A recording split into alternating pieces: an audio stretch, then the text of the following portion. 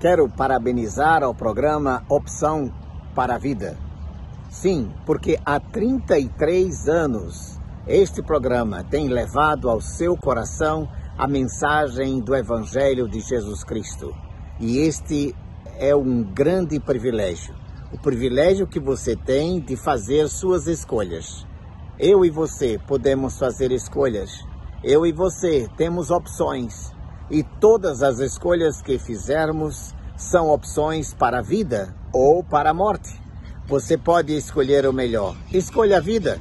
E nesses 33 anos, o programa Opção para a Vida tem sido o proclamador do Evangelho de Jesus ao seu coração, na sua casa.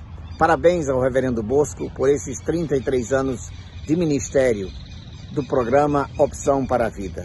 Mas eu quero parabenizar mais ainda a você, querido telespectador, porque você tem exercido a escolha de ouvir a palavra de Deus, de ouvir o Evangelho de Jesus. Que Deus abençoe a todos. Amém. Campina Grande, quinta-feira, 4 de abril. Hoje celebra-se o dia do Parkinsoniano Nacional. São aquelas pessoas que sofrem de mal de Parkinson. Nós fazemos votos que aqueles que estão sofrendo desta patologia sejam sarados, sejam curados através dos tratamentos que hoje existem. Portanto, parabenizamos aos profissionais que trabalham com as pessoas que sofrem da patologia como mal de Parkinson. Dentro de instantes, ouviremos o pastor Antônio Júnior trazendo a conclusão desta palavra que ele iniciou ontem. Ouviremos também o reverendo Hernandes Dias Lopes trazendo uma palavra muito importante sobre a culpa. Todos nós conhecemos e sabemos a história dos nossos pais lá no Éden. Lembra-se quando os nossos pais desobedeceram e pecaram contra a ordem do Senhor de não comer do fruto da árvore do conhecimento do bem e do mal? Quando o Senhor dirigiu-se a Adão, este jogou a culpa na sua mulher Eva. Ela, por sua vez, lançou a culpa na serpente. Todos têm esse tipo de comportamento diante das acusações que muitas vezes nós sofremos. Como diz o ditado popular, tira o cavalinho da chuva. Os outros que realmente assumam a culpa que muitas vezes nós fomos os autores. Logo mais, portanto, o reverendo Hernandes Dias Lopes trazendo esta importante palavra. Mas antes, quero lembrar a todos os nossos internautas telespectadores que nos dias 13 e 14 deste mês estaremos em festa. O programa Opção para a Vida estará celebrando o 33º aniversário de audiência ininterruptas. E foi especialmente convidado para estar conosco o pastor Euder Faber, protagonista da VINAC, e o pastor Carlos Alberto. Sábado e domingo. Lembrando que o culto do sábado tem início às 19h30 e no domingo às 18 horas. Contaremos com a participação do conjunto Embaixadores de Sião. Portanto, você não pode perder, você deve estar presente prestigiando esta festa que é nossa, que é sua, que é de todos nós. Quero deixá-los agora com o reverendo Hernandes Dias Lopes, falando sobre a culpa. A culpa é o carrasco da consciência. É o chicote impiedoso que atormenta milhões e milhões de pessoas, dia após dia. Há muitas pessoas que vivem prisioneiras na masmorra da culpa. A culpa avassaladora tem levado pessoas ao suicídio. Como entender essa questão da culpa? Quero lhe falar sobre duas atitudes extremas e perigosas com respeito à culpa. A primeira delas é quando a pessoa não comete o delito e se sente culpada.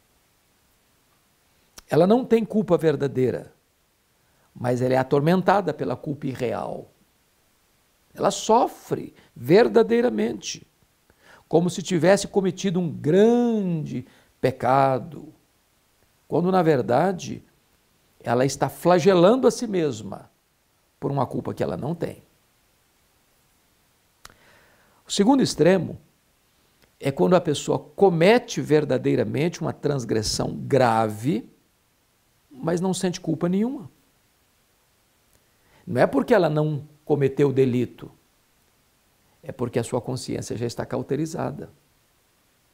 O fato dela não sentir culpa pelo erro cometido não significa que ela não tem problema ou não é culpada. Seu estágio é pior, porque ela já está insensibilizada por causa do pecado. O que é correto? É quando você comete um erro, você sente a culpa correspondente ao erro, a tristeza pelo pecado, a consciência de que pecou. Porém, precisamos entrar para um outro ponto fundamental para nos livrarmos da culpa, que é a porta do arrependimento. Existe uma diferença muito grande entre remorso e arrependimento. O arrependimento implica em 3 elementos: razão, emoção e volição. Arrependimento é você ter consciência que errou, é a parte cognitiva. Arrependimento significa que você tem tristeza segundo Deus pelo seu erro, é a parte emotiva. Mas arrependimento implica em dar meia volta, em confessar e abandonar o pecado, é a parte volitiva. Se não fechar esse ciclo, não houve arrependimento. Por exemplo, Judas teve consciência de que traiu Jesus. Judas ficou triste por ter traído Jesus, até devolveu o dinheiro. Mas ele não teve a terceira parte. Ele não se voltou para Jesus. Cometeu suicídio. Pedro negou Jesus, covardemente, 3 vezes. Reconheceu o seu erro, chorou pelo seu erro e voltou-se para Jesus, arrependido, e foi perdoado. A única maneira de você se livrar do chicote da culpa é se arrepender e voltar-se para Deus. Ele é rico em perdoar e tem prazer na misericórdia. Então eu posso lhe dizer agora, hoje é dia de você se livrar da culpa.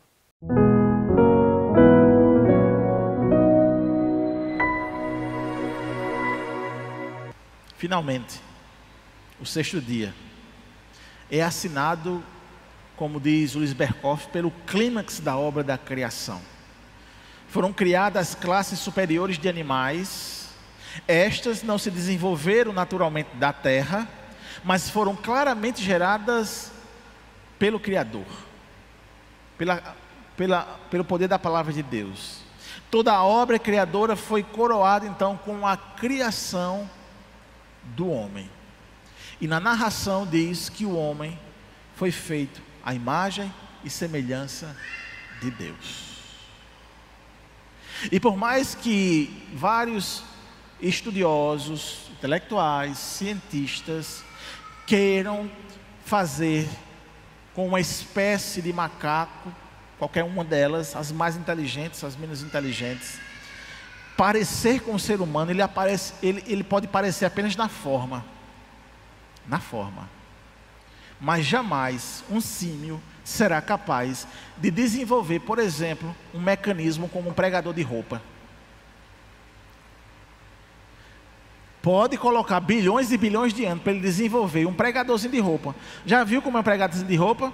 Antigamente, uma vez eu fui numa fábrica, tinha lá perto de casa. O pregador de roupa é aquele de madeira, né? 2 hastezinhas, um ferrinho no meio para fazer a pressão, bem simples. Eu duvido um macaco fazer aquilo. Quanto mais uma complexidade como um microfone, como um tablet, como uma televisão, como uma construção como essa. Isso é a prova cabal de que nós somos imagem e semelhança do Deus Criador. Lembra quando nós trabalhamos aqui os atributos comunicáveis? E Deus comunicou o que é o homem? Inteligência. O macaco, ele vive como? Ele vive pelo instinto. Então, instintivamente, se ele sabe que um pedaço de, digamos assim, de um coco dentro vai ter uma castanha, e em algum momento ele viu ou ele percebeu que ele batendo, ele abre, aquilo ali é instinto, não é inteligência. Inteligência sou eu, que se visse pela primeira vez um coco, eu ia tentar abrir para saber o que é que tinha dentro.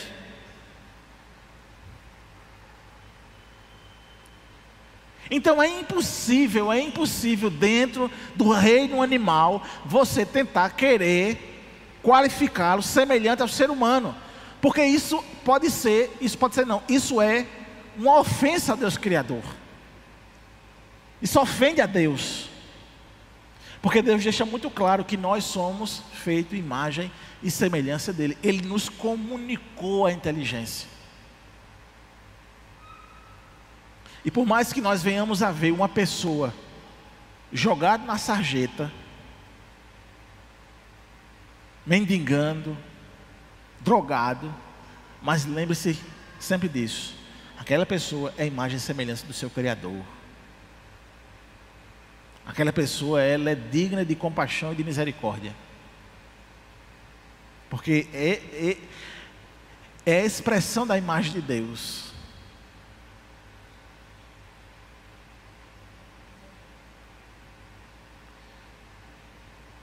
Seu corpo, ele foi formado do pó da terra, enquanto que sua alma foi uma criação imediata de Deus. E a narração bíblica, como a gente já sabe, Deus soprou, pneuma. E essa palavra pneuma é também usada para espírito. Deus soprou o espírito no ser humano. E jamais o ser humano pode ser considerado como um animal.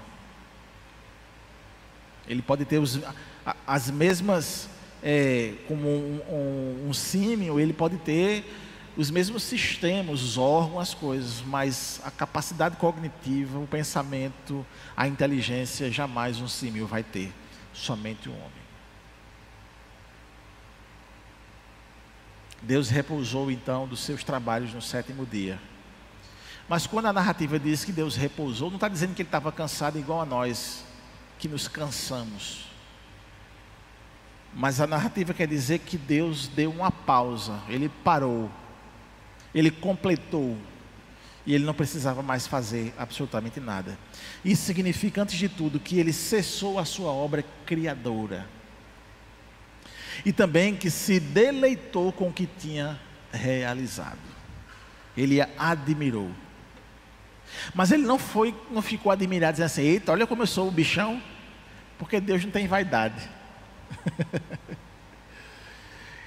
Quando ele olha, ele admira aquilo que ele já tinha pensado e realizado, aquilo que já estava na mente de Deus. Ele já tinha visto todas as coisas, e agora ele trouxe à existência aquilo que ele já tinha visto.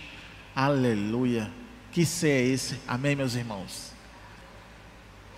É Deus. É Deus.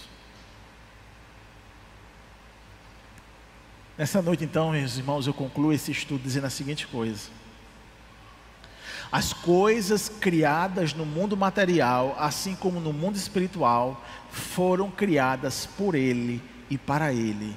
E isso significa que tudo é a glória de Deus. Tudo é a glória de Deus. Você não tem participação de nada, mas você foi feito para reconhecer essa glória de Deus. Ele ainda nos deu essa possibilidade de fazer com que você seja um servo que contemple a glória de Deus, que se alegre com a criação do seu Deus, que faça com o que o salmista fez. Ele contemplou quando ele disse: os céus proclamam a glória de Deus e o firmamento anuncia as obras das suas mãos.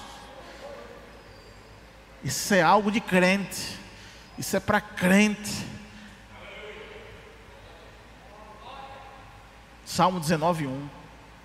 Ainda nessa mais alta glória, Ele ainda nos dá a oportunidade de conhecê-lo e de buscá-lo.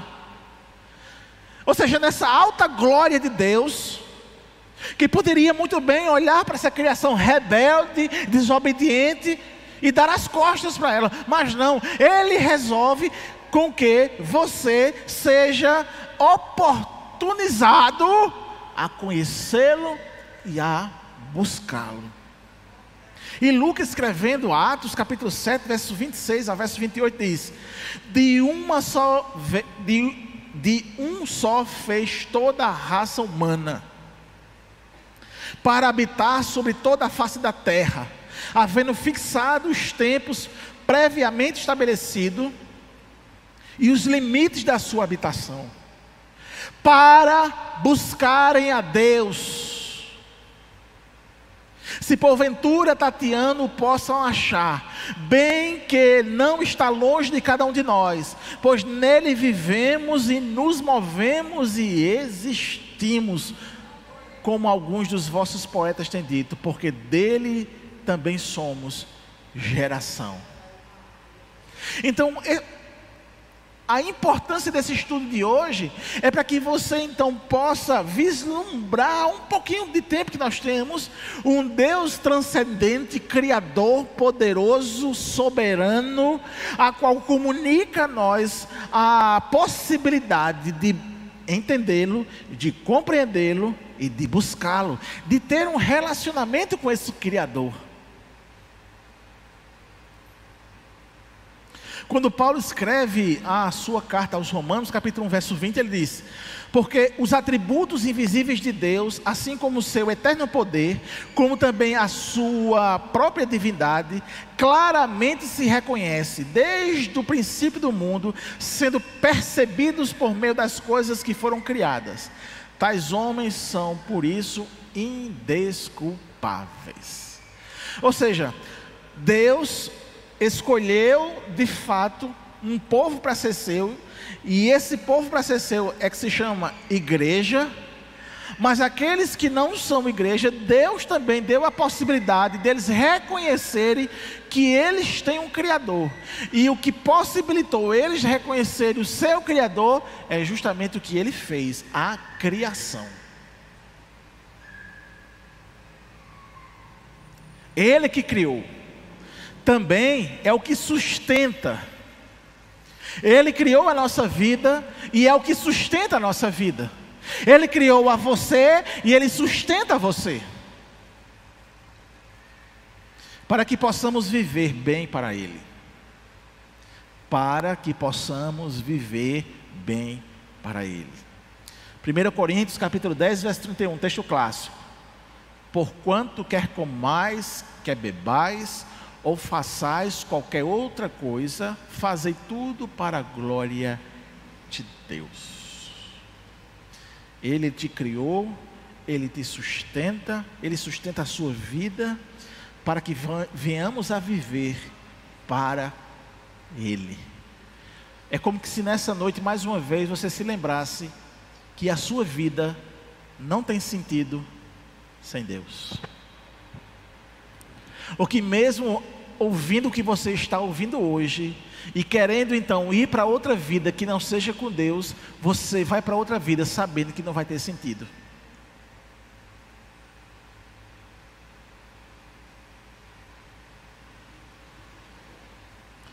Eu ouvi isso de um arqueólogo, já falei isso, não sei se foi aqui na igreja, se foi numa aula, falei ontem na sala de aula do seminário e falo hoje de novo, para que você possa entender nessa pequena ilustração. Às vezes, homens e mulheres que estão no mundo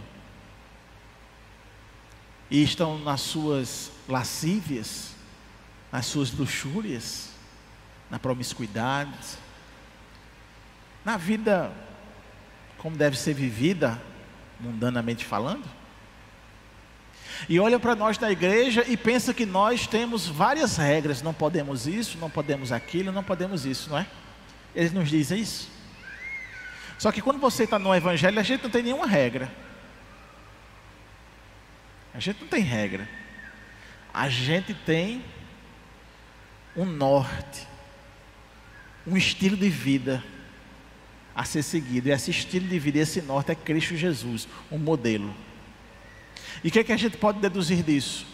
Eu estava ouvindo uma vez num podcast, um desses líderes, a qual não recomendo ver ele, porque ele diz algumas heresias, mas numa coisa ele disse que me chamou a atenção. Ele disse, olha, ele estava conversando com um ateu, estava debatendo com um ateu no podcast, e ele dizia, eu sou casado, gosto da minha esposa, sou feliz com ela, tenho o meu trabalho de arqueólogo, gosto de fazer arqueologia, sou pastor, eu gosto de estar na igreja, eu gosto de dirigir o rebanho, de cuidar do rebanho, e eu não sinto falta dessa vida mundana, promíscua, cheia de luxúria e de promiscuidade. Aí eu pensei comigo, eu também, eu também, sou bem casado, né, Irama? Tenho uns filhos maravilhosos, né, Cecília? Os meus parentes também são maravilhosos, minha sogra, meu sogro, enfim, meu pai, minha mãe, né? Mamãe está um pouquinho dando de trabalho porque está com Alzheimer, mas graças a Deus é obediente para tomar os remédios, tem uma cuidadora. Então assim, eu não sinto falta de ir para o São João, não sinto falta de não sinto falta disso. Amém? Amém? Você também? Aí, qual é a moral da história?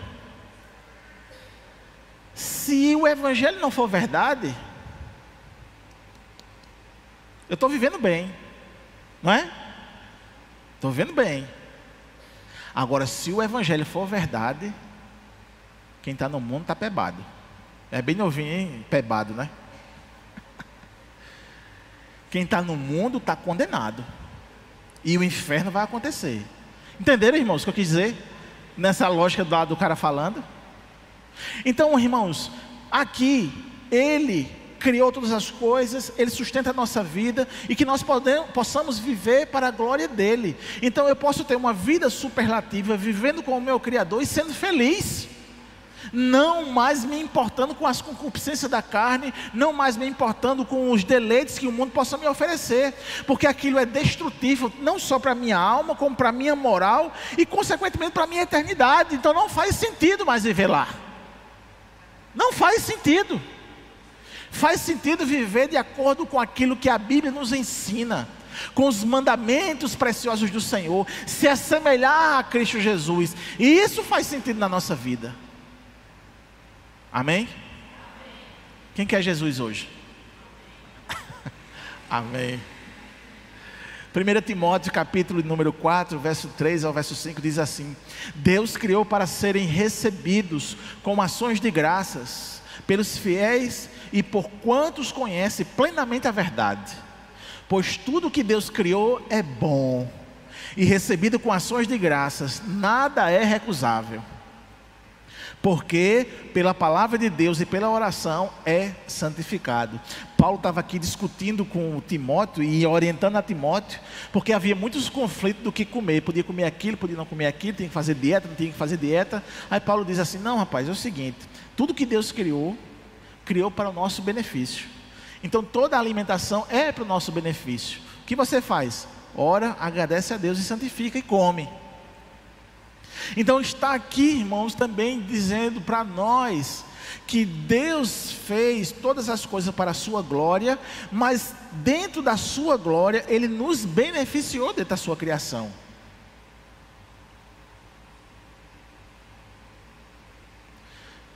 Minha sogra perguntou hoje, no aniversário, né? Aí foram fazer o almoço, aí minha sogra perguntou: o que é que Júnior vai comer? Será que vai comer uma lasanha? Será que vai comer um fricassê, não é? Aí minha esposa que me conhece assim: não, que o Júnior não gosta dessas frescuras. Faz um bode aí com cuscuz que tá bom demais. E tava gostoso, viu? Bode com cuscuz, arroz de leite, menino, é uma delícia. Se não tiver bode, pode ser galinha. Se não tiver galinha, pode ser uma costela de boi. Olha, é primoroso, muito gostoso. Se tiver o fricassê eu também como, mas se botasse os dois eu escolhia arroz de leite com cuscuz e costela guisada. Meus irmãos, aqui eu finalizo com uma citação do pastor congregacional e teólogo chamado William Ames. Ele disse: a partir da consideração da criação, nossa fé se eleva acima de toda a ordem da natureza e percebe a luz da glória de Deus e a ser manifestada na face do Senhor Jesus Cristo, porque Deus ordenou que a luz resplandecesse das trevas. E Paulo, escrevendo na segunda carta aos Coríntios, capítulo 4, verso 6, ele diz: porque Deus que disse, das trevas resplandecerá a luz, Ele mesmo resplandeceu em nosso coração para a iluminação do conhecimento da glória de Deus na face de Cristo. Eu e você somos privilegiados, porque eu não preciso de prova científica para entender que Deus é o Criador de todas as coisas. E que Ele fez com que eu entendesse isso, enviando o seu Filho para pagar o preço do meu pecado. E ainda dotou no meu coração a fé necessária para crer nessas coisas. Deus seja a honra, a glória e o louvor. Lembra aos nossos internautas, telespectadores, que divulguem o nosso programa. Há muitas pessoas que às vezes me encontram no centro da cidade e perguntam se o programa está no ar. Continua no ar.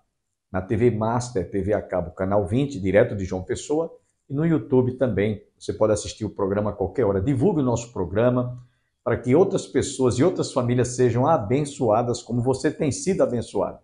E eu lembro mais uma vez, o nosso aniversário nos dias 13 e 14, sábado e domingo deste mês, estaremos ali em festa. Você está convidado com a sua distinta família. Para aqueles que não sabem, a Igreja do Calvário está situada às margens do Açude Velho, no início do giradouro da Avenida Brasília e confluência com o Parque da Criança.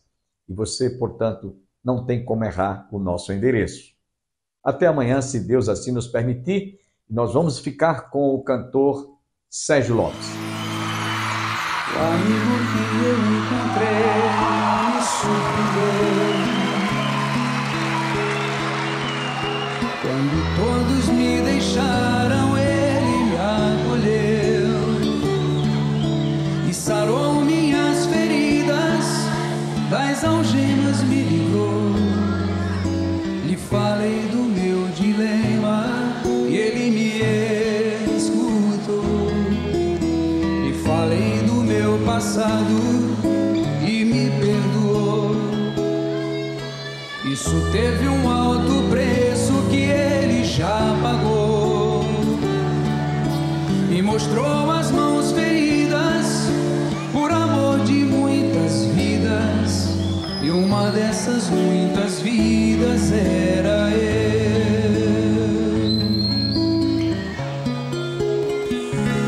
Quem nesse mundo amor tão grande pode ter, de entregar a própria vida sem temer?